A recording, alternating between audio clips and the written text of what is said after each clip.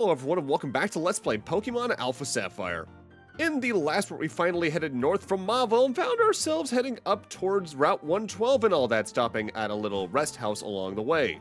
But like I brought up at the end of the last part, very quickly we're heading back here to Rydell's Cycles in order to swap the Acro Bike for the Mach Bike so I can grab some items on the first trip up there, more or less. Now, the Mach Bike's big difference from the Acro Bike is that the Mach Bike is all about speed. After about a second of pedaling, you'll just accelerate intensely in the direction you're moving, and stopping and taking corners can be problems due to that. There is a brake you can use for it, but I don't think I've ever known anyone to actually use it. The more notable and important thing about the Mach Bike is that any of those little waterfalls of sand going uphill we've seen in a couple of places, like back where we were at the end of last part, or even back at the entrance of Granite Cave, if you're going max speed on the Mach Bike and run up to that, you'll just glide up to that no problem and can actively reach the higher areas.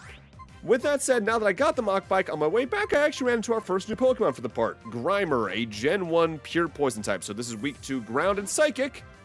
Grimer, for a first stage Pokemon's got a pretty good HP and physical attack stat, but the rest of what it has, especially its speed, can leave a lot to be desired for a lot of people.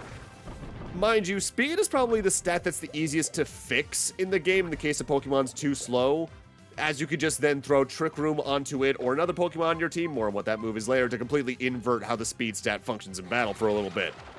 If you actively go through the process of raising a Grimer and evolve it, you do get a notable HP and special defense-based tank that also has a good physical attack stat to back it up, and given that Poison used the physical stat prior to the physical special split, that made this a really good Poison type, all things considered in Gen 1, and honestly, I'd still say they're perfectly usable nowadays. I think I personally prefer its Alolan variant without getting too much into the details about that right now, but that also might just be because I really like the additional colors on it. So, going up there to face that trainer and grab that item is all I needed the Mach Bike for, so I'm now heading back to Rydell's Cycles to swap it back out again, but along the way I actively managed to catch a Grimer. I don't want to use it, but I figured, hey, why not? I found it again. Why not? Fill out the Pokedex just a little bit more, for no real reason. Grimer, the sludge Pokemon. Grimer emerged from the sludge that settled on a polluted seabed. This Pokemon loves anything filthy. It constantly leaks a horrible germ-infested fluid from all over its body. Disgusting. But at the same time, I can't stay mad at it. However, its evolution I'll always be slightly mad at for its actions in Pokemon Ranger. And on my way back, when I Rock Smashed one of the rocks, I got a full-out Max Revive there. That is a status item that will fully recover a Pokemon from the faint status with max HP, as opposed to a standard Revive, which will only do that with half HP. They're pretty rare to find naturally, so the fact I actively got one of those and then a Hardstone on the way back, hey, that's pretty good luck, all things considered. And with that, now about a tenth of the way through the video, here we are finally actually getting some progress in. Onwards to Route 113, and of course there's an Ace Trainer in our way. I'll showcase this a little bit later on, but when I eventually do some form of grinding in late post-game to get a specific thing done, this is the Ace Trainer I largely used for that, alongside the one that was just on the southern side of the route. I'll get more into the reasons why when we actively reach that point late in the footage, though. Coming up, though, Route 113 is another one of the few areas I always just think of when I think of Hoenn, because it's just such a relatively unique route in the series, especially aesthetically and musically. Hey! The road here was pretty long, huh? I got tired enough that I had to take a little break. Kyle, your Pokemon look pretty tired themselves. Let me take care of them for a sec. I literally just rested at that house, like not even 50 feet behind us, mate. This isn't really needed. There, that's all better. I'm on my way to pay a visit to Professor Cosmo. He's famous for his research on meteorites. He was working on a project with my dad, Professor Birch, on how meteorites might affect Pokemon. Enough dawdling, I think it's not much farther to Fallarbor. Let's give it one last push. What's really so cool and unique about Route 113 is that since we're directly north of the crater of Mount Chimney at this point, the volcano here in Hoenn, we just have a bunch of volcanic ash raining down, and with how the music is kind of soothing here and all that, this is one of my favorite routes in the series, even though actively doing stuff in it isn't that notable, though there is a unique mechanic to it that was changed here a little bit for ORAS. Either way, next new Pokemon is Trapinch. This is a pure ground type, meaning it is weak to water, grass, and ice, but immune to electric. For a first phase Pokemon, this has an absurd attack stat, but its HP, defense, special stats, and speed are not great. Ability-wise, it does have some interesting stuff. It can notably have Hyper Cutter, which prevents its attack from being lowered at all. It can have Arena Trap, which prevents any Pokemon from switching out, or in the case it's a random one you're fighting, it prevents you from fleeing as well. Or it can have Sheer Force, which, as we've already talked about, removes added effects from moves to increase their damage outright. Trapinch seems like not much to write home about, but if you go through the efforts of properly raising one, when it reaches its final attack state, you get a really good physical attacker with really good speed, and the rest of its stats aren't exactly anything to complain about either. I really like the Trapinch line. It's one of my favorites in Hoenn. And yeah. Moving on, time for the other notable Gen 1 poison type that's not named Ekans at least. Coughing, pure poison type, so it's weak to ground and psychic. For a first stage Pokemon, this has got a pretty good physical defense stat, but the rest of its stats aren't anything super special, but when you eventually evolve it, that physical defense gets even better, and it also gets some attack stats that I actively find very usable.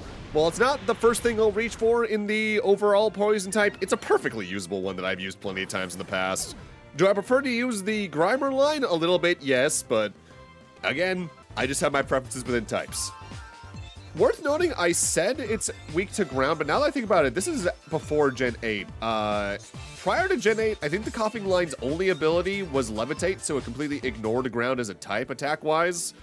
So in that regard, Coughing's physical defense is even better considering one of the stronger physical types it can completely ignore.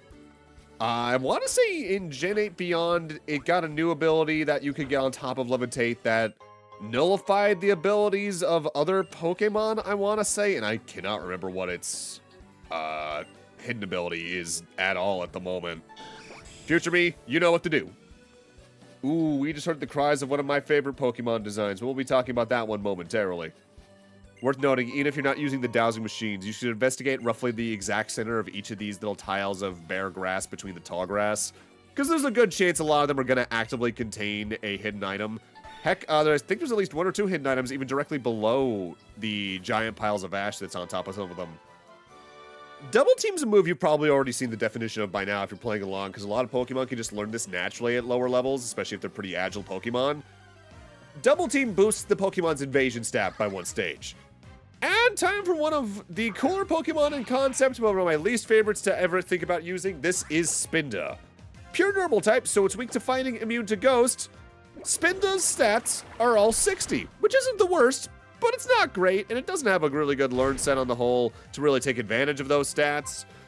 Ability-wise, it can have Own Tempo, which prevents it from being confused, Tangled Feet, which will raise its evasion if it is confused, and Contrary, which makes stat changes have the opposite effect. So say a Pokemon uses Growl on it, its attack will raise a stat rather than lower. Spinda's entire deal is that it was a showcase of the power of the Game Boy Advance versus the Game Boy Color, as the spot pattern on the Pokemon is completely random. I think the personality value of the Spinda has something to do with it, but there's something like, I want to say 4 million total combinations that the spots can be in, just to showcase how many more integers the GBA could handle on the whole. It's an interesting idea, but it's very much one of the earliest cases of, oh, this Pokemon's just a gimmick to be a little bit of a tech demo in some form. And we've had a couple of those here and again since, like a certain Pokemon on the 3DS requiring the gyroscope to evolve, if you know what I mean. Spinda, the Spot Panda Pokemon. That means they know what a real panda is. No two Spinda are said to have identical spot patterns on their hides. This Pokemon moves in a curious manner as if it is stumbling in dizziness. Its lurching movements can cause the opponent to become confused. It's a cute Pokemon, and honestly, it's one I'm kind of surprised they never revisited just to give an evolution in some form.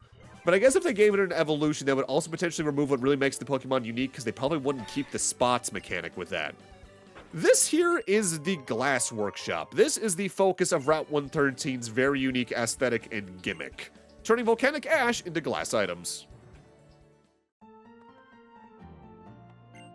This area is covered in volcanic ash, plink plink. I'm specially gifted, plink plink. I make glass out of volcanic ash, and then use the glass to make items, plink plink. Go collect ash with this, plink plink. And here we get the Soot Sack. This allows us to collect ash outright by walking through piles of volcanic ash. As it fills up, we can spend it at him to actively get a couple of different items. With that said, they actively changed how this entire process works here in Omega Ruby and Alpha Sapphire.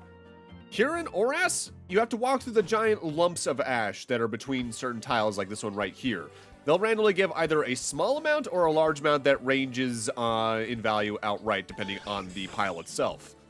In Ruby, Sapphire, Emerald, instead, you just walked in the grass itself to collect the ash, with every single tile of grass being one piece of ash, so to speak.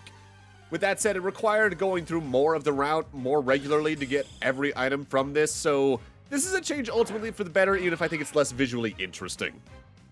Either way, next new Pokemon is Skarmory, Steel Flying type, so it's weak to fire and electric, but immune to poison and ground.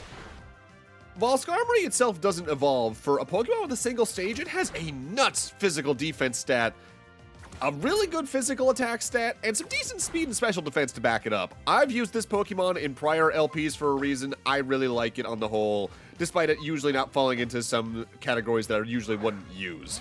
The learns that it's got's also really neat. Ability-wise, it can have one of three. Sturdy, which we've talked about several times already. It can have Keen Eye that prevents it from losing anything in its accuracy stat. And from Gen 5 on, it can have the Weak Armor hidden ability, where when a Pokemon with that ability gets hit by a physical move, its defense drops a stage, but in return, its speed raises a stage. And given the amount of defense this Pokemon has, by default, you can stand to lose a stage or two and be completely fine from most hits in a lot of cases. I'm catching one here, but I'm not going to use it. I'm more catching it just to remark on how much I actively like using this Pokemon. It's real neat, and it's got a real cool design. Kind of surprised they haven't given it an evolution or regional variant at this point, honestly, because I feel like it's Pokemon that could do well with something like that. Either way, this is Skarmory, the Armor Bird Pokemon. Skarmory's steel wings become tattered and bashed in from repeated battles. Once a year, the battered wings grow back completely, restoring the cutting edge to their pristine state.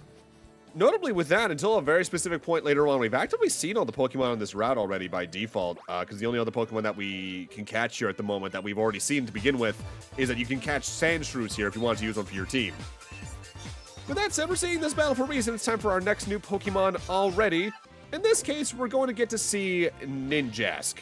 Ninjask evolves from Nincada at level 20. With that said, when that evolution happens, make sure you have an empty party slot and an extra Pokeball, because there's a little bonus to that we'll be talking about a little later on, when we eventually talk about that specific little side effect. Ninjask is bug flying, so it's weak to flying, rock, fire, electric, and ice, immune to ground. Notably, ground is a 4x weakness. Ninjask has a really good physical attack stat, but an absolutely nuts speed stat for a Pokemon you can get as early as you can with that. On top of that, Ninjask's inherent ability is Speed Boost, which raises its speed at the end of every single turn by a single stage. So if this thing's on the field for 6 turns, the only way a Pokemon can outspeed it is if it's another Pokemon that happens to have Speed Boost, or if a priority move is used. Ninjask is one of the best bug types introduced prior to Gen 5. It's real neat.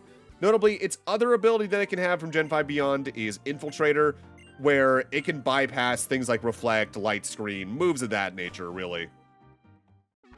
So at this point, what I'm about to go do is actively farm a few more of these ash piles, just to talk about the items that the glass shop there can give you through the soot sack. Notably, for one thing, you can get a desk or a chair for your secret base, but the main thing that this guy can make are flutes. The blue, red, yellow, black, and white flutes, specifically. The blue flute, when it's used in battle or in the field, can wake up any Pokemon from a sleeping status. It's effectively the Poke Flute from Gens 1 and 2. The red flute can snap a Pokemon out of the infatuation status. The yellow flute can snap them out of confusion. The black and white flutes, though, are a little bit different in that they actively had their purposes changed in Omega Ruby and Alpha Sapphire. In Gen 3, the black flute decreased the encounter rate by 50%, meanwhile the white flute increased it by 50%. Meanwhile, here in Omega Ruby and Alpha Sapphire, the black flute increases the level of wild Pokemon by 1 to 4 levels, meanwhile the white flute decreases by 1 to 4 levels. So neat way to either potentially work in a little more power leveling, or to make things a little easier for you if you're a little underleveled yourself. Oh, hello. You are? Oh, you're Kyle. I can see that you're a trainer. So that means you use the Pokemon storage system I developed. How I arrived at that conclusion is a simple deductive process. You spoke to me because you wanted to access something on this PC. Oh, I'm sorry. I'm Lynette. Honestly, I'm glad to meet you. It's great you're using the storage system. If you could, please visit me at home. My house is on Route 114. And that's our bill for Hoenn. Notably, I believe in Gen 3 in specific, they actively shout out the fact that she's working directly with Bill as well as the person from the Sevi Island stuff to better develop the Pokemon storage system, because they updated that pretty heavily for Gen 3 specifically. Because I think Gen 3 is where you no longer needed to save in order to even swap boxes, which that's probably one of the more archaic things about going back to Gens 1 and 2. Either way, welcome to Fallarbor Town. There's not much to do here, but I've always really liked this town, and I think it's largely because I really like the environment it's in. You don't see many, like, super dry ground towns in a lot of the earlier games. Ah, what a disaster! Oh, Kyle, help! You've got to come with me.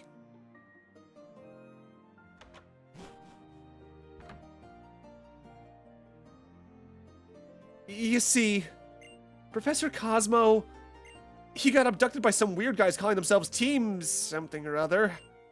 Those shady characters, they call themselves Team Aqua. It seems as though they plan to do something with the meteorite that the professor has been researching. The professor is just too gullible. If you showed the least bit of interest in his research, he would happily go with you anywhere without question. Kyle, please, you've got to help me save him. They can't be planning to do anything good with Professor Cosmo's research. We have to do something. I'm gonna head after them right away. Let's meet up at Meteor Falls. I'm counting on you, Kyle.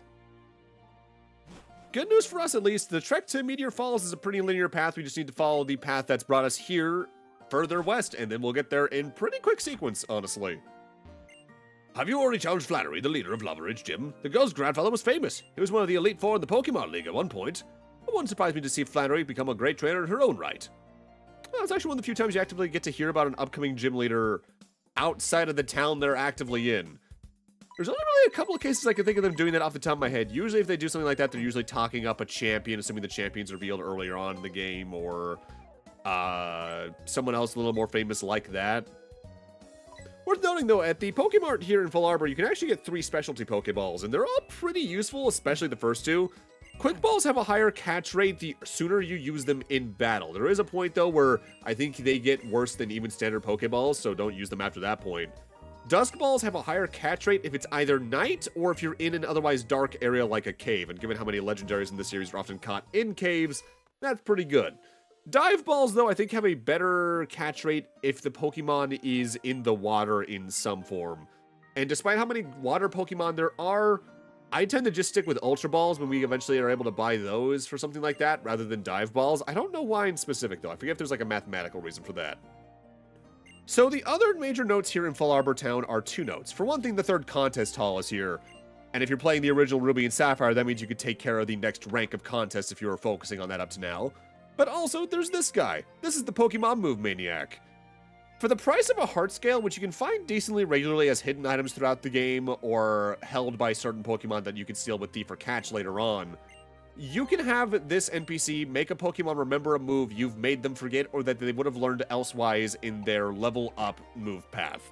Any move they would have learned through TM, HM, or move tutors, though, you need to go back to that method to actively learn the move again for Pokemon in question. I don't take much advantage of this right now because I don't have much reason to, but later on when I'm doing the post-game stuff, there's plenty of cases where you might want to relearn a move you forgot, or reteach a move you actively made them forget in lieu of another one for a specific thing. But also, there's the Fossil Maniac's house. My big brother's the Fossil Maniac. He's a nice guy who loves fossils. He loves digging holes too. He dug this hole by himself. You can have this, so you can dig holes just like my big brother. Here we get the TM for Dig, one of my favorite ground-type moves. It's got decent power, and the real cool kicker about it is, when the Pokemon who has it uses it, they dig underground for a turn, leaving them invulnerable to damage for the most part during that turn until they execute it the next turn. I say for the most part because, the ground-type moves Earthquake, Magnitude, and Fissure will still work on Pokemon that are in the middle of using Dig. In fact, I think Earthquake and Magnitude deal double damage even. And given how strong those moves are anyway, that's a little dangerous. With that said, it's pretty good to have around. If you ever have a ground type, it's a move I can just easily recommend. All my Pokemon does is roar. No one dares to come near me. If you would, please take this TM away. And here we get another TM, this time for Roar. Roar's main effect is that it causes the opponent Pokemon to be ejected from battle. If it's used on you or against wild Pokemon, the battle just ends outright.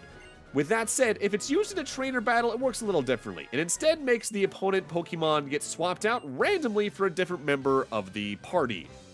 There's moments where using that can have some real tactical interest because you can just completely throw the enemy off their front foot, but it's not something I like to use.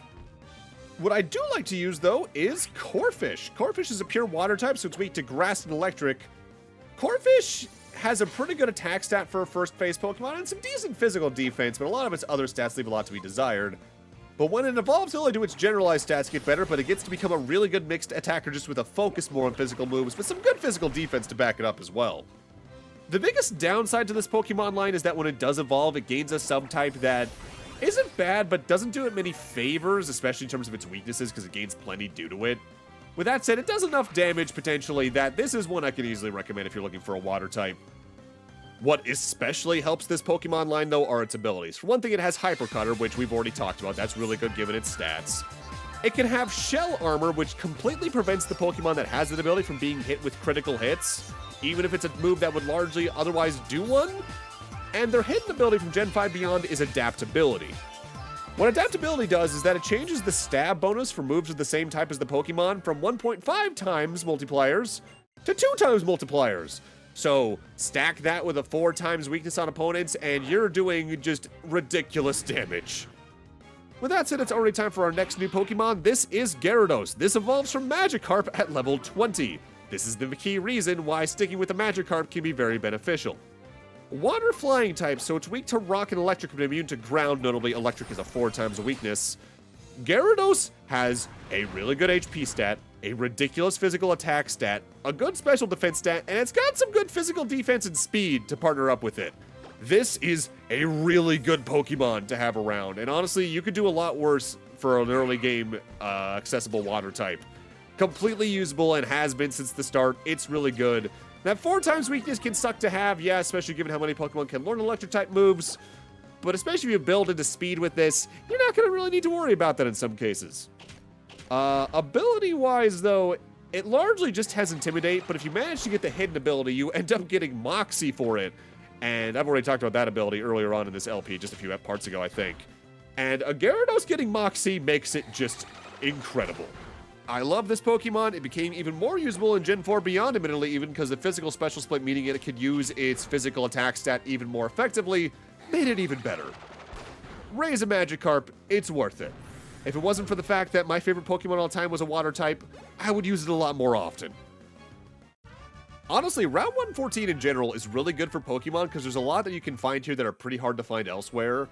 And once we get the ability to use better fishing rods, there's several good water-type Pokemon you can even catch here. I've had some playthroughs where my team gets completed at this exact route because there's so many that are just good to use around here. With that said, there's going to be Lynette's house, so we can go check in on her. But worth noting, this guy in front of her house is another one that'll actively give you a berry randomly every single day. So hey, if you're trying to do certain things with berries, worth hitting them up every day. Oh, Kyle! I'm sorry everything's so cluttered. When I get engrossed in research, things end up this way. This is embarrassing. Please keep this a secret in exchange for this. And she gives us a free little Lotad doll. It's adorable. I think I put it in the secret base later on. I do update that thing's layout a couple times throughout the LP. But it's not really a focus, so I don't really showcase it that often. Alright, moving on, time for our next trainer battle, which we're actually going to show normal speed because it's time for our next new Pokemon, and this is another really good one here. One of these two throws out Azumarill. This evolves from Marill at level 18. Water Fairy type, so it's weak to poison, grass, and electric, but immune to dragon. Azumarill has a really good HP stat and some good defenses to back it up, so while it can't hit the best, it can certainly tank some hits pretty well no matter what. Out of all the Pokemon that got the Fairy subtyping added in Gen 6, this was probably one of the most beneficial ones, as it being able to go up against Dragon with the learn state it can have gave it a really good boost. This is a perfectly usable Water-type Pokemon. I've seen people do ridiculous things with these things over the years. I love it. I cannot recommend the Azumarill line on the whole enough. Ability-wise, they can have Thick Fat, Huge Power, or their hidden ability is Sap Sipper. Thick Fat gives them protection from ice or fire type moves. In specific, it reduces the damage done by 50%. Huge Power just raises their attack stat outright. I think it doubles it, which again, real good. Sap Sipper is a bit of a weird one though, in that I think it actively boosts the attack stat of the Pokemon when they're hit by a grass type attack. Which, given the weakness there, I feel like that's a good trade-off, but I'd say the other two abilities are overall better for your Azumarill experiences, depending on what you're building into. At least, for me specifically. Hell, for all I know, maybe I'll get surprised by something like that over the next couple days, because just a date when this is being recorded, it's currently May 28th. I'm currently streaming over my Twitch channel the DLC for Scarlet and Violet, and then I'm going to go into the DLC for Sword and Shield. And, well, I just started Indigo Disc, and, well, I can tell I'm in for a time combat-wise, is the best way to put it. I guess just to briefly talk about that, Teal Mask was pretty cute. I spent most of my first stream just adventuring around the area and catching new Pokemon. I saw a Grubbin on the floor, and I actively screamed, because I love that line so much. And I think I'm in for a good time in Indigo Disc. I don't know why, there's this weird little pattern that whenever I actively end up doing a mainline Pokemon LP, like with this or Soul Silver, even when I did Fire Red back when, I ended up just playing like 2 or 3 Pokemon games all at the same time somehow. Because back when I did Soul Silver, that's when I streamed Emerald for reasons of future-proofing, and here I am again doing this. Next new Pokemon that can only really be found easily on this route for now is Swablu. Normal flying type, so it's weak to rock, electric, and ice, but immune to ground and ghost.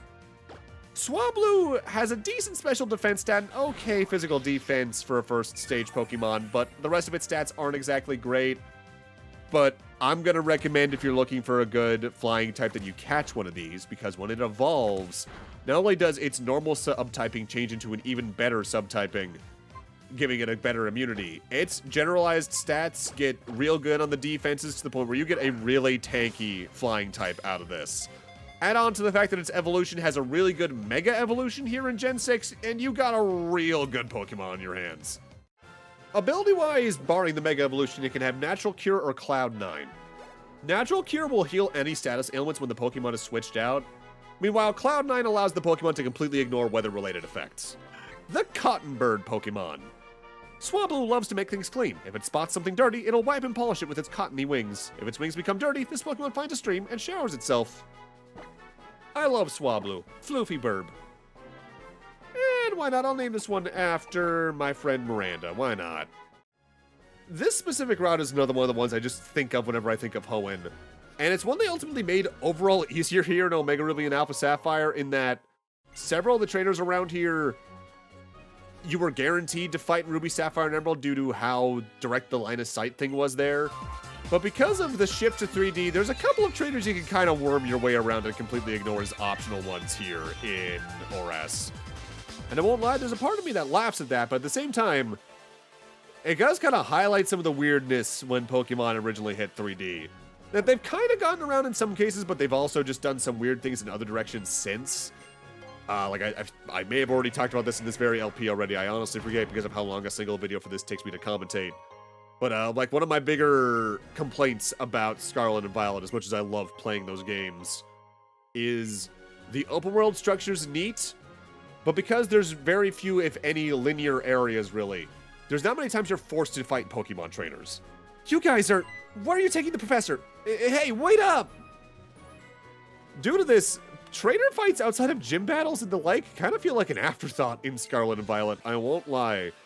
Which is kind of held up by the specific layout of one specific fights team that's almost entirely backwards feeling, but I'll talk more about that when I eventually get to Scarlet and Violet, however long that takes me to do. With that said, time for our final new Pokemon of the part. This is Volbeat, the counterpart to Illumise. Pure bug type, so it's weak to flying, rock, and fire. Illumise from Gen 7 beyond got some notable special defense buffs, but here in Gen 6 and prior, it's decently fast and has an okay attack stat, but it's nothing to write home about. It's a pretty forgettable bug. Little fun detail, though, I only just learned. Apparently, starting in Gen 5 beyond, breeding an Illumise or a Volbeat with a Ditto can result in either Pokemon. There's not many times that exact kind of thing happens. I just think that's kind of neat. Going back to the prior discussion point, I think brought this up on stream last night. I think my ideal form for what Generation 10 could do with its area design is several linear routes connecting several towns and all that, but at maybe like 2 or 3 specific points in the game, like maybe the start of the game, the latter third, and the post game. Have like a Legends Arceus scaled wild area for you to venture in and find Pokemon in, because that way you could bring together the wild area stuff from Gen 8, the Legends Arceus in Scarlet Violet, more open level design, but still have much more tailored experiences in routes that you are forced to engage with the encounters in. I think that would be probably the best form Gen 10 could take with what the more recent games have done.